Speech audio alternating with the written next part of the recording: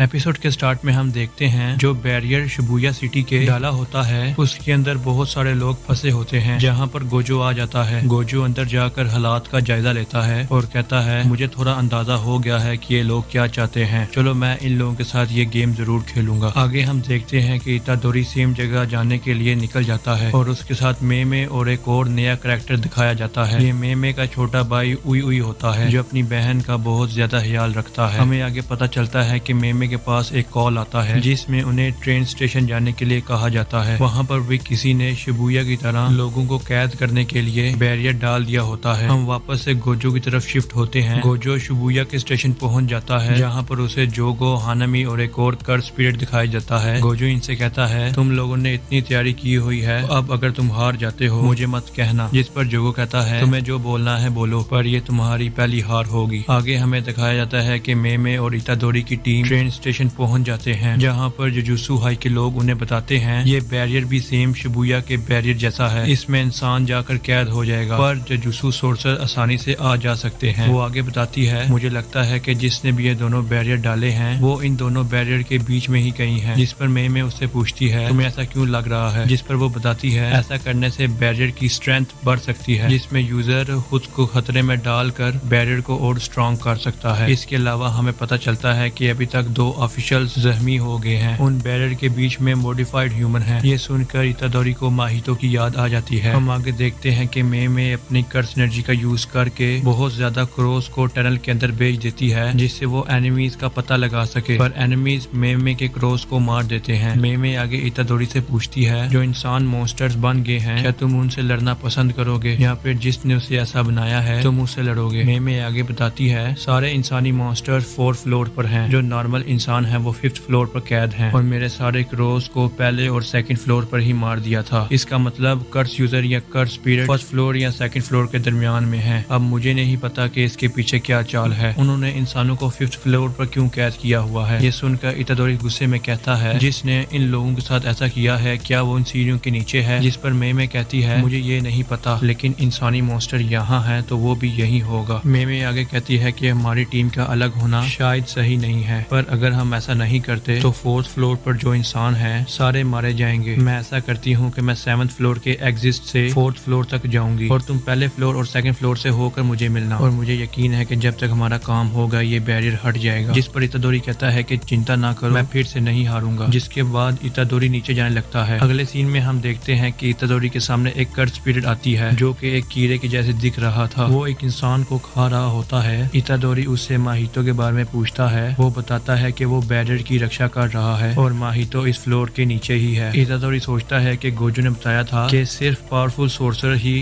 Barrier को crush कर सकते हैं, और ऐसा सोचकर इतादोरी सोच में पड़ जाता है क्या माहितो इतना ताकतवर है। तभी इतादोरी को कर्स पीरियड के पीछे एक कर्स ऑब्जेक्ट दिखता है। उसे देखकर इतादोरी सोचता है कि अगर मैं इसको डिस्ट्रॉय कर दूं तो शायद बैरियर हट सकता है। हम देखते हैं कि वो कर्स पीरियड इतादोरी से कहता है इंसान को खाने में अब कोई अच्छा टेस्ट नहीं आ रहा है, मुझे कुछ अच्छा खाना है। ये सुनकर इतादोरी गुस्से में आकर कर्स पीरियड को एक पंच मारता है। वो उससे कहता है तुम कर्स पीरियड इंसान को कमजोर ना समझो। वो कर्स पीरियड उठकर खड़ा होता है और इतादोरी से कहता है तुम नहीं जानते कि मैं कौन हूँ, तुम ज्यादा होशियार नहीं लगते। जिस पर इतादोरी कहता है तुम जरूर एक टिड्डे की कर्स पीरियड हो। ये सुनकर वो कर्स पीरियड चौंक जाता है और कहता है तुम तो बहुत होशियार हो। हमें आगे बताया जाता है कि टिड्डे बहुत ही खतरनाक होते हैं। ये एक दिन में अपने वेट जितना खा सकते हैं और कई सारे टिड्डे एक दिन में 2500 लोगों का खाना खा सकते हैं। टिड्डों का झुंड जहाँ से भी गुजरता है वो वहाँ के आसपास का सब कुछ खत्म कर देते हैं जिससे जमीन पूरी बंजर हो जाती है। हम फिर से इतादोरी के पास शिफ्ट होते हैं। वो कर्स पीरियड इतादोरी पर लगातार हमला कर देता है। इतादोरी सोचता है ये बहुत ज्यादा तेज और ताकतवर है। इतादोरी लगातार कर्स पीरियड के हमले को डॉज कर रहा होता है। वो कर्स पीरियड इतादोरी से कहता है आखिर तुम कब तक भागोगे। ये सुनकर इतादोरी रुक जाता है और उस कर्स पीरियड के पास आ जाता है। इसके बाद वो दोनों लगातार एक दूसरे पर पंची से हमला करने लगते हैं। इतादोरी टोडो की सिखाई हुई टेक्निक का इस्तेमाल करके